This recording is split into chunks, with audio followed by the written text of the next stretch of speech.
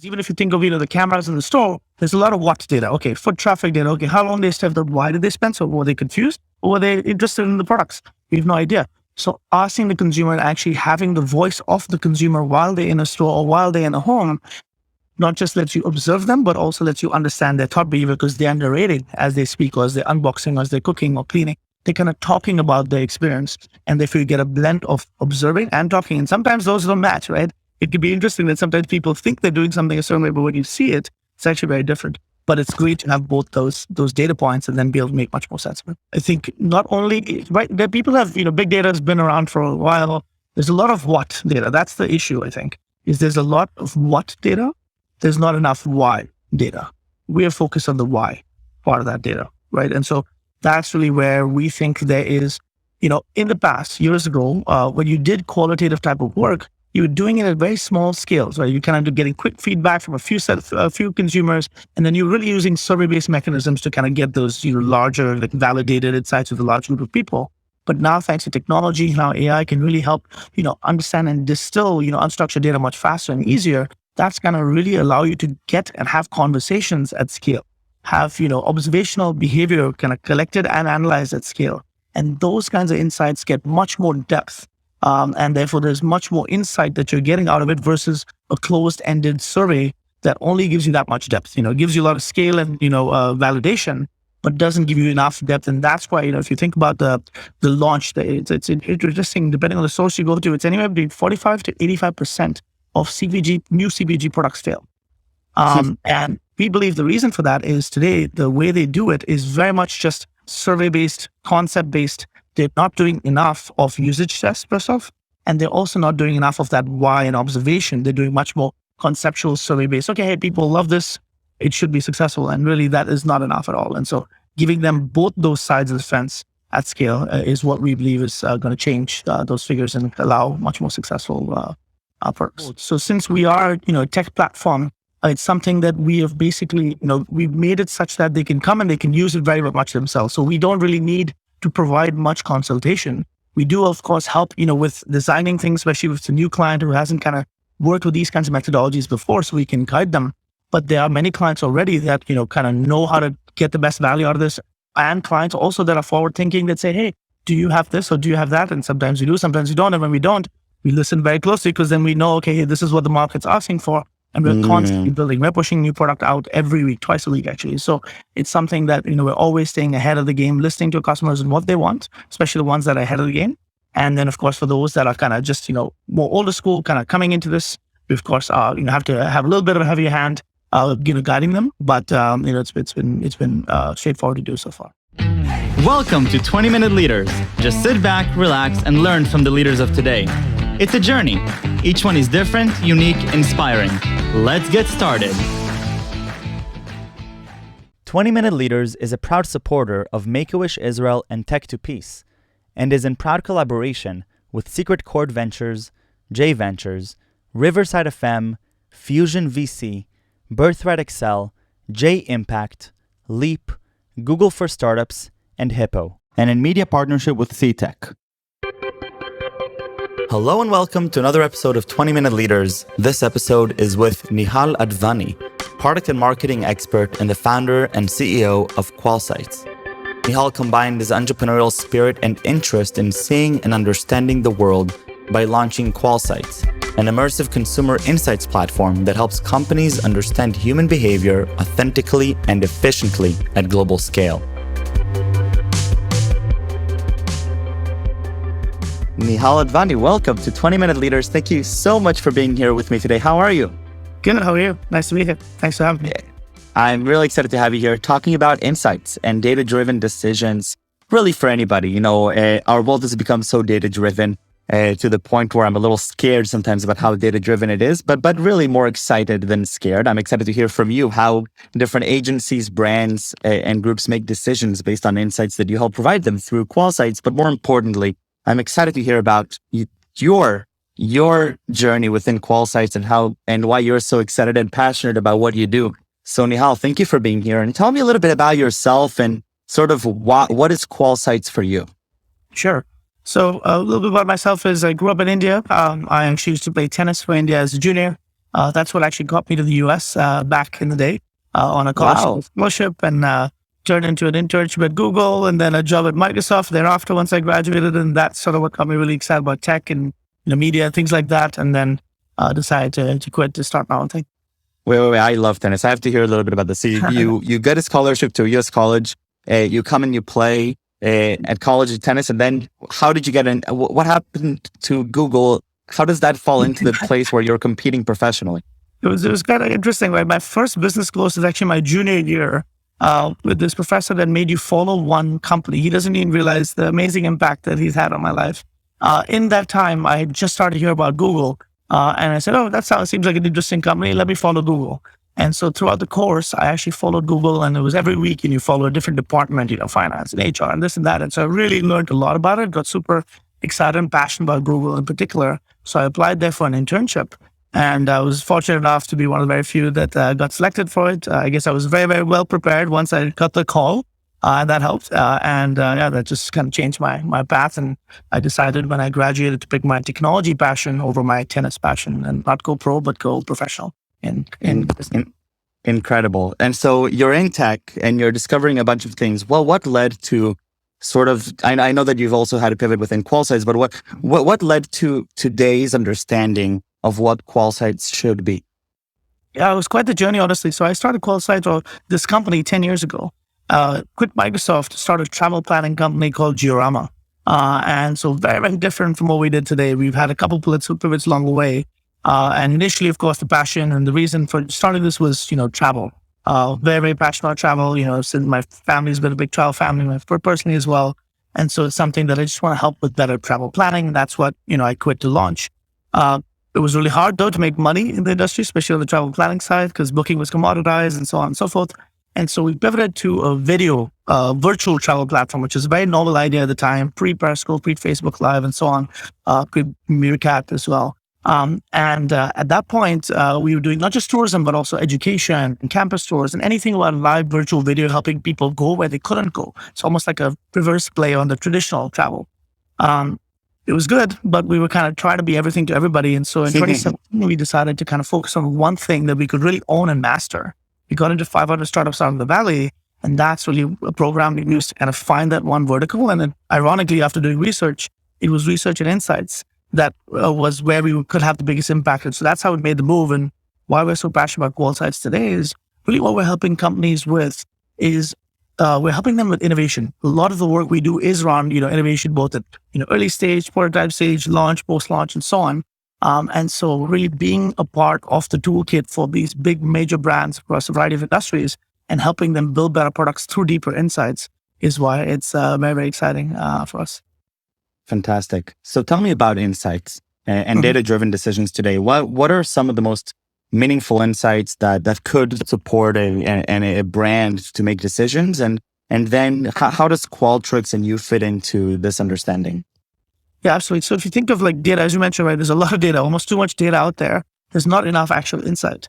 And a lot of that data is all based on kind of automated data. Really what we're talking about here is, and also digital data. We focus a lot on offline consumer behavior data. So how people cook or clean or shop or eat. While we do that qualitatively rather than surveys, right? Surveys are great because they're fast, they're scalable, but they lack that depth and context. Qualitative research, on the other hand, talking to consumers gives you that depth and context, but traditionally lacks speed and scalability. What we've built, though, is a way to kind of capture that in a much more natural and better and also scalable way. So rather than bringing people, let's say, to a focus group facility, which was, the way things was done until, just pre-COVID, what we've been focused on is allowing people to remotely connect with consumers while they're in their home using our app on their phone. They download the app and they be a part of study. They, of course, pay to give their feedback. But this way, they're doing things as they do. So, for example, the next time they go to a store, physical retail store, they're able to go there and actually capture that moment and show how they're shopping for a particular category, if that's the study that they were accepted into. Similarly, in-home, we'll send them products, some prototypes and other things that they'll be able to test and do in-home usage tests, but actually see them use the product rather than asking them how they used it, 3, 4, 5 days later. So it's all about being in the moment and seeing it as it happens. And then, of course, because it's video and audio and unstructured data, we have a whole suite of AI tools that helps analyze that data much faster. Got it. Okay. So a lot of companies in the space are looking at the average consumer and trying to gain insights from how the average consumer experiences their product on the shelf through maybe computer vision or through sensors, or back at home through just immediately adding, sending back some feedback. But you're actually saying, let's do some dedicated studies, pick some specific customers, and then create dedicated data through their own experience, right? Exactly. And really answering the why. Because even if you think of, the cameras in the store, there's a lot of what data. Okay, foot traffic data. Okay, how long they stayed there? Why did they spend so? Were they confused? Or were they interested in the products? We have no idea. So asking the consumer and actually having the voice of the consumer while they're in a store or while they're in a home, not just lets you observe them, but also lets you understand their thought behavior, because they are narrating as they speak, or as they're unboxing, or as they're cooking or cleaning. They're kind of talking about their experience. And if you get a blend of observing and talking, and sometimes those don't match, right? It could be interesting that sometimes people think they're doing something a certain way, but when you see it, it's actually very different. But it's great to have both those data points and then be able to make much more sense of it. Tell me a little bit about the consumer behavior for people that are enrolling in studies. One of the things that I've always noticed, and at least in academia, it's one thing to enroll somebody in a study. It's another thing to get them to actually follow through with accurate data and accurate behavior. So how do you sort of think through that problem, or is it even a problem? Maybe it's not. No, so it's something we definitely think a lot about, and it's something where on the quantitative side, there's a lot of challenges with things like fraud and survey bots and things like that. In qualitative, the good thing is, especially with video-based qualitative like us, you see the person, so they are who they say they are. Right now, of course, in terms of follow through, what we've done in our platform is first of all make it super simple, make our app super simple and easy and kind of easy to follow through.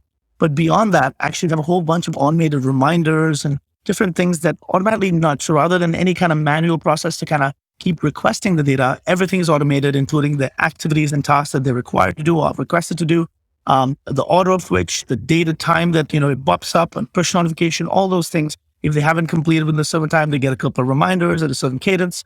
So that allows us to kind of ensure that completion rate is very high.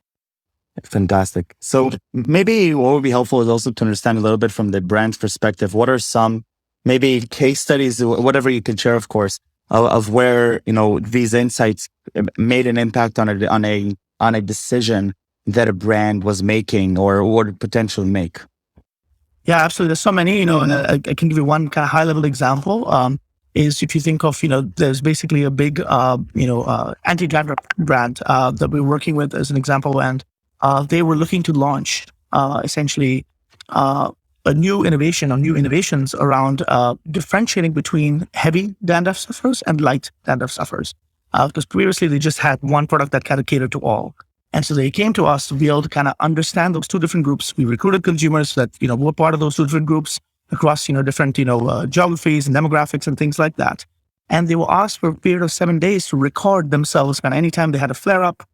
We had activities around, basically their routines right before shower, what products that they had in the home, a whole bunch of different activities that kind of got them to deeply understand both those unique groups and why they were different. And then actually send them concepts. This was digital concepts because it was a more early stage idea at the time, and show them those concepts and have them react to that concept, the packaging, the messaging, and so on, and then be able to iterate, after a couple of different times. And so that in that one single project, they were able to understand those groups, iterate on their concepts, and then kind of have a much more confident launch thereafter. Fantastic. And so within QualSights, are you looking to be more of a generalist approach where you're helping organizations on more? Because obviously this is relevant for any organization, right? Any brand, any agency. And I'm guessing is if it a prerequisite to that question, is this more physical? Can this also be used for digital products, for things that people do on their, just on their mobile phones? Yeah, we do have some screen capture capabilities, so they can be done for digital, but a lot of work that we do is around offline. And when digital comes in, it's usually a combination of offline and digital. Right. We do some digital only work, but that's a smaller part of the business because there's a lot of other companies doing digital focused stuff. We focus much more on the white space around, offline consumer behavior. Yeah, and then that makes sense. Definitely the big blind spots are on the physical spaces. And so how are you thinking strategically about growth? So for, few clients that are very high priority versus a long tail of clients that are smaller and almost sort of a self-serve type of mechanism, which place are you more interested in being? We started more with the Fortune 500 to begin with. So we started with big customers, and we work with a whole bunch of different CPG brands, for example, some of the world's largest CPG companies. Several of them actually work with us. And across, within CPG, of course, household goods, food and beverage, beauty, and so on, for wine and spirits, etc. We also work with pharma, tech, and retail. And so we've kind of gone after like the major customers first. And then, yes, we do have a long tail strategy to kind of have pure DIY kind of approach for the long tail, which is something that we'll be kind of focusing more on, in the coming months. But for now, we started with big guys. Fantastic. Tell me a little bit about your perspective today about insights and data-driven decisions, and sort of as you see it now. So you've seen a lot of examples. You've been building out these products. Where are we headed to as a world, or as a from product developers' perspective? Absolutely. Yeah, there's some we had a pivotal kind of time, right? So COVID, of course, accelerated a whole bunch of things within our industry, especially when it comes to kind of doing things remotely and digitally, even if it was around physical data capture, right? So traditionally, at least in the qualitative side of the fence, things were done a lot in person when you're getting people to a central location, whether it be for food tests or whether it be for focus groups or interviews. Now, all of that can be done remotely. And of course, they were forced to be done remotely for a couple of years. And so people got a taste of that. Even the companies that were legacy or more older school in their thinking and not necessarily willing to try that, had to try that, and then decided, wow, this is actually really cool. And it's cheaper, faster, easier, more, you can get larger geographies and so on and so forth. And so that's here to stay. So that's one kind of big change that's happened that's then accelerated companies like ours and technologies like ours that help with kind of doing that. But beyond that, the holy grail of research has always been, how do you passively understand consumer behavior without it being kind of active, right? Without them being kind of more conscious about it. And that's why it's still in stealth, something, so I can't really talk about it, but we have some very exciting innovations that we're going to be launching later this year. Officially, they're already kind of being used by a couple of our biggest customers. But it's something around really passively and autonomously capturing that behavior without the consumer having to kind of, actively kind of capture a video, for example. And doing that is really going to change the game in terms of the kinds of insights that are unlocked.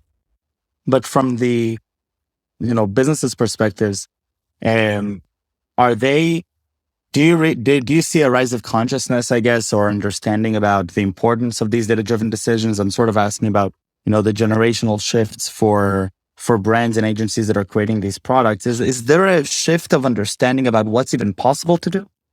I think so. Yeah, absolutely. And again, I think not only, right, that people have, big data has been around for a while. There's a lot of what data. That's the issue, I think, is there's a lot of what data. There's not enough why data. We are focused on the why part of that data, right? And so that's really where we think there is, in the past, years ago, when you did qualitative type of work, you were doing it at very small scales, right? You kind of getting quick feedback from a few consumers, and then you're really using survey-based mechanisms to kind of get those, larger, like validated insights with a large group of people. But now, thanks to technology, now AI can really help, understand and distill, unstructured data much faster and easier. That's going to really allow you to get and have conversations at scale, have, observational behavior kind of collected and analyzed at scale. And those kinds of insights get much more depth. And therefore, there's much more insight that you're getting out of it versus a closed-ended survey that only gives you that much depth. It gives you a lot of scale and, validation, but doesn't give you enough depth. And that's why, if you think about the launch, it's interesting, depending on the source you go to, it's anywhere between 45 to 85% of new CPG products fail. And we believe the reason for that is today, the way they do it is very much just survey-based, concept-based. They're not doing enough of usage tests per se, and they're also not doing enough of that why and observation. They're doing much more conceptual survey-based. Okay, hey, people love this. It should be successful. And really, that is not enough at all. And so giving them both those sides of the fence at scale is what we believe is going to change those figures and allow much more successful products. And do you expect that over time, there will be a shift in sort of the understanding and the motivation, the willingness to adopt these solutions and to absolutely be very proactive with it? There already has been. I think, again, COVID accelerated some of that because they were kind of forced to kind of use digital tools. Then as they use those, they're like, oh, wow, there's some very interesting things that are here. AI, like not every company was exposed to the power of AI in the insights world. Sure. And now many of them are getting that. And so they're understanding the power of, observational techniques and AI, and they, well on their way. Of course, there's, always there's leaders in the industry that kind of start first and kind of, are the ones to kind of follow. But I think the industry in general has now been accelerated, I think, several years faster than it would have otherwise. And that's exciting. And it's going to continue to, because now with them already hooked onto these digital platforms that are innovating, us included, that allows them to kind of really stay ahead of the game. And there's been a lot of willingness for them to try these methods, because everyone is looking for deeper insights, especially when you think of these macro economic issues, right? So, whether it be, of course, COVID at one point, inflation now, all these things, sustainability, these different themes always kind of make it very, very important to see how consumer behavior is changing across, these environments. Right. So I think, even going a little bit higher level, I'm wondering who will be the more proactive one. So obviously, as technology is evolving and as AI is allowing us to get deeper insights and to try out different things in the real world that previously were not really relevant, I'm wondering whether these brands and agencies will ever be the ones to know what to even ask for, right? I mean, it's one thing to know in general, yeah, we want to be more data driven, so we want to employ AI to do so, but I'm wondering whether they'll actually be able to request the specific capabilities for their own products, or they will always need a company like QualSights to come in and advise them on a case-by-case basis as to what exact experiments they should be running to get more structured data for these insights. It's already a combination of both. So since we are, a tech platform, it's something that we have basically, we've made it such that they can come and they can use it very much themselves. So we don't really need to provide much consultation. We do, of course, help, with designing things, especially with a new client who hasn't kind of worked with these kinds of methodologies before, so we can guide them. But there are many clients already that, kind of know how to get the best value out of this. And clients also that are forward thinking that say, hey, do you have this or do you have that? And sometimes we do, sometimes we don't. And when we don't, we listen very closely, because then we know, okay, this is what the market's asking for. And we're constantly building. We're pushing new product out every week, twice a week, actually. So it's something that, we're always staying ahead of the game, listening to customers and what they want, especially the ones that are ahead of the game. And then, of course, for those that are kind of just, more older school, kind of coming into this, we, of course, have to have a little bit of a heavier hand, guiding them. But, it's been straightforward to do so far.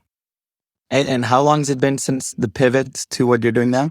So we pivoted in 2018 into QualSights. So been 3.5 or so years. So 3.5 years into it, I'm going back to the, really the theme here. What is your why today? So why do you do QualSights? Why do you do what you do?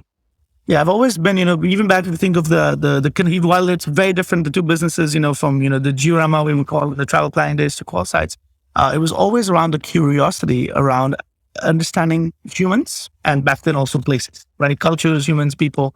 This is the same thing. It's just instead of doing it for a tourism or more general learning, it's actually done for building better brands. And I personally am very, very passionate about innovation. That's the big, I'm a product focused kind of CEO. And so it's something that, being able to impact other companies' innovation is really exciting to me as well. So it's a combination of helping understand humans and, obviously, human brains and humans in general are complex beings. And so helping understand that and unlock that, but also helping with innovation now, both those things that are what drive me to do this and kind of wake up every day energized.